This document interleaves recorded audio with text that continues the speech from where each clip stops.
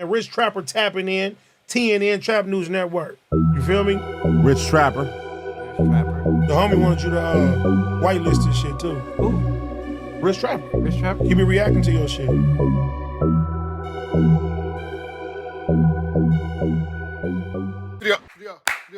Rich Trapper tapping in TNN Trap News Network. We back in the same, like cook, cracking the same, man. Like, comment, subscribe for more that's good content we got going on here at TNN Trap News Network. Some news you can use. Knowledge though, you can't get nobody's college though, big dog. I am still getting my feet whooped by these allergies, man. I went from allergies to I think I'm full blown sick, y'all. I think I'm full blown sick.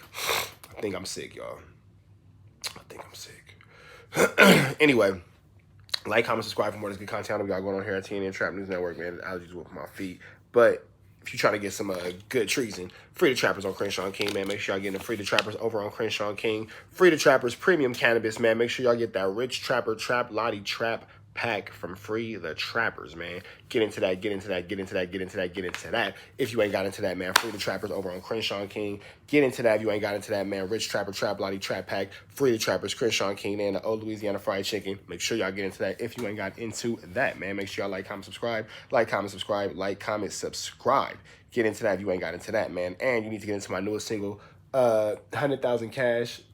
Get that into if you ain't got into that. Drop a comment because the best comment between now and 50,000 subscribers will get a $500 cash Abington from me and a $500 cash Abington from T-Rail over there on Back on Fig. Can you dig, my nig? We got Toxic Media.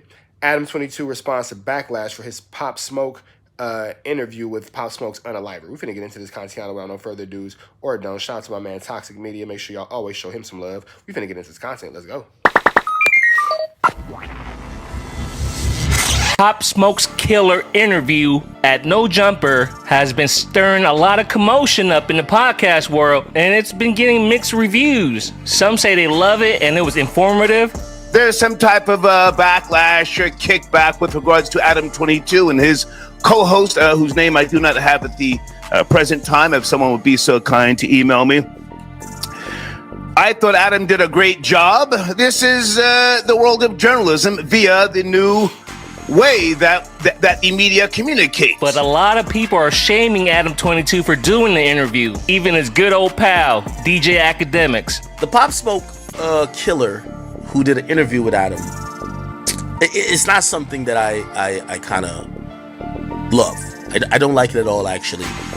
I'm actually even more disinterested because I'm hearing that he possibly was paid. But we needed the spokesperson of New York to speak his mind on this. But we know that kid got paid for that. Of course he did. Like, let's not act like he did. And that's Taxstone, beloved. This is what he tweeted.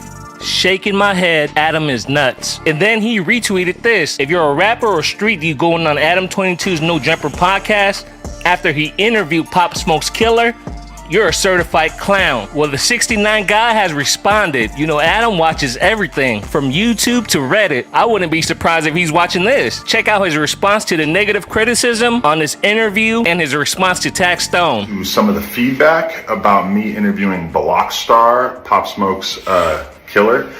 I didn't do that interview because I don't care. That's what a lot of people seem to think, is that Adam just doesn't give. That's not the case at all. I did that interview because I thought that it was an important historical record of somebody who was involved in one of the most tragic, insane stories in rap history. I knew Pop Smoke. I was texting him for probably a year. We spoke on camera for a couple minutes for Rolling Loud in 2019, like a few months before he passed. And I had a huge amount of respect for him. I'm not ignorant to what a gigantic impact he had on New York City. And I have nothing but respect for him, and definitely did not want to, enrage his friends or family. I actually wanted to do a piece of content that I thought they would be able to benefit from by having. I don't know how you think that having the person that unalived him on that camera to show little to no remorse would anyway help his friend. Adam, what are you talking about, big dog? Like, how did you in your mind think that would help Pop Smoke's friends and family have any type of peace, any type of harmony, any type of whatever? I would have respected, honestly, you just been like, man, look, I seen the chili. This is my job to chase chili. I'm a chili chaser. I am he who chases the chili above all, and that chili shall be chased. I could have respected that. This whole like, oh man, well, I really did it for the family and blah, blah. How? That doesn't make sense. That doesn't make sense at all. conversation so that people could really like understand what goes through the mind of somebody who's capable of doing something like that. I think if you watch the interview, it's pretty obvious that I wasn't glamorizing it, and that I was trying to have, the tough conversation with him that I thought this situation warranted. I also think that like a lot of people seem to think that I'm the first person who's ever interviewed a killer, which is completely not true. All kinds of people come to mind, but let's just go with the obvious example, Terrence Gangster Williams, who I had on, and like everybody else in the podcasting world has had on. He says that he's killed over 40 people. And I haven't seen like even one single person say that I shouldn't be interviewing him. And I think the reason why is pretty obvious. Pop Smoke, famous rapper, beloved. Who did Gangster Williams kill? Like 40 drug dealers / gang members that you and I don't know. So it's kind of hard to like work up that empathy. On one hand, I said that really crazy, my bad. On one hand, I don't know why I said it like that. On one hand, Adam is saying like, hey, I want to get the family peace. On the other hand, he's saying, well, why are you guys mad at me? You guys were mad at that person, which has nothing to do with giving the family peace. It just sounds like that's really how you feel, and you tried to hide it and mask it behind trying to say I'm bringing the family peace, but in reality, it's just like, hey, this is what I do. And if that's what you do, big dog, just stand in the business if that's what you do. You feel me? But when you really look at it, I mean, O.J. Simpson did all these interviews. I remember when Vlad took a lot of heat because he interviewed Keefe D, who was, it's like an extremely analogous situation because Keefe D obviously was involved in one of the most famous murders of a beloved rapper of all time. And I thought that it was pretty impressive that Vlad stood on his principles and did that interview because it was an important story to be told. Just like No Plug, after he killed Bankroll Fresh, he went and did an interview with Vlad, and I thought that that was incredibly important. I thought it was very brave of Vlad that he actually went through with it, because that was an important interview in terms of us understanding that it wasn't like he just maliciously went and killed this dude. It was a shootout between two people who didn't get along. One person died. The person who died was the famous rapper, and so everybody, the person died. The person who died was the famous rapper, and so everybody got on Vlad's case because he interviewed somebody that took somebody that they liked out of this world. But the truth is that that interview corrected the record for a lot of people and let them know how that situation really went down. I also think that Pop Smoke or the Blockstar interview about Pop Smoke was important for that reason too. 50 Cent made an important interview in terms of us understanding that it wasn't like he just maliciously went and killed this dude. It was a shootout between two people who didn't get along. One person died. The person who died was the famous rapper, and so everybody, the person died. There wasn't a shootout. This man was in the shower, and they invaded the house, and they hit this man. The person who died was the famous rapper, and so everybody got on Vlad's case because he interviewed somebody that took somebody that they liked out of this world. But the truth is that that interview corrected the record for a lot of people and let them know how that situation really went down. I also think that Pop Smoke or the Blockstar interview about Pop Smoke was important for that reason too. 50 Cent made a whole documentary where he basically floated and lended credibility to the idea that Pop Smoke's friend Mike might have been involved in getting him knocked off.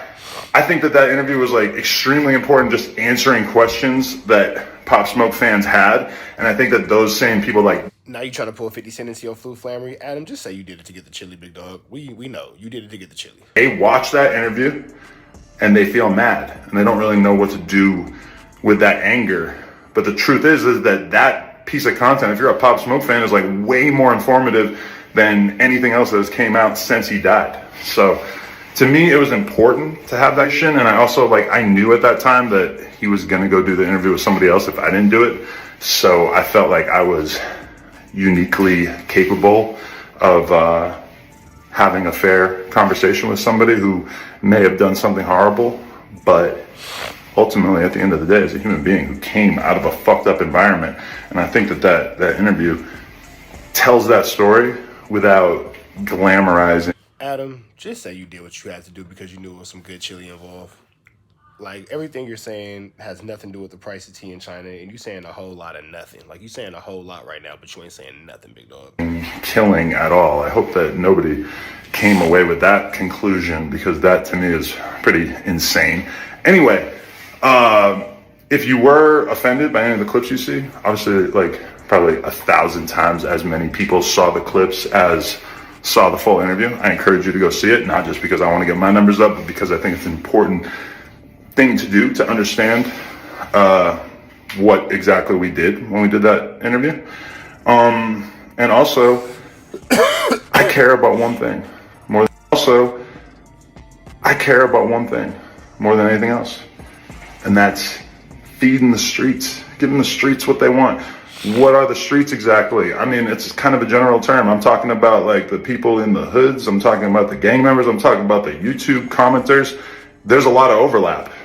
So what they want to see is really what I'm trying to bring to the table. So, you know, I see a lot of people who are kind of from outside the niche that I occupy, who seem very upset about this, but I know that I'm saying people outside of the hip hop rap black community as if he is not himself a visitor in this same space. He is a colonizer, big dog, colonizer. My side of things, everybody that I know was incredibly excited to see that interview. It was like one of the most anticipated interviews of the year because people find it interesting. It's newsworthy, regardless of if you even were invested in Pop Smoke's story. Anyway, that's why I did it. I think I did a great job. Can't take anything away from myself. Me and Remo, we killed it. And yeah, I encourage everybody to go check it out. It's a lot of pick and sides. There's a lot of like, oh, I like this guy. I'm fucked up for interviewing. Like, oh, I like this guy, so therefore this guy is bad. I'm just trying to be ideologically consistent. I got Tax Stone in my DMs telling me that I'm fucked up for interviewing this kid because he killed somebody. Tax, you killed somebody. And granted, you haven't done a whole lot of interviews since. I mean, you did do No Jumper. Granted, this was back in like 2016, but you did do No Jumper like a week after that shit. And I'm just saying, it ain't like anybody's lining up to kick Tax out of their fucking Twitter spaces or anything, right? And yeah, Tax had one of the most influential podcasts while he was around. But at the same time, this kid Blockstar is from one of the most notorious, famous hoods in LA. So can't nobody tell me that shit ain't relevant. I just wanted to throw that in there. There it is, man. What you guys think? Personally, I think 90% of the podcasters, interviewers would have took that interview. And they're lying if they say they wouldn't. Media itself. East, west, the deal, milk. Damn. Get out of here, little orphan Annie. We got you in the next video. Anyway, my bad. That's my orphan kid, Milk.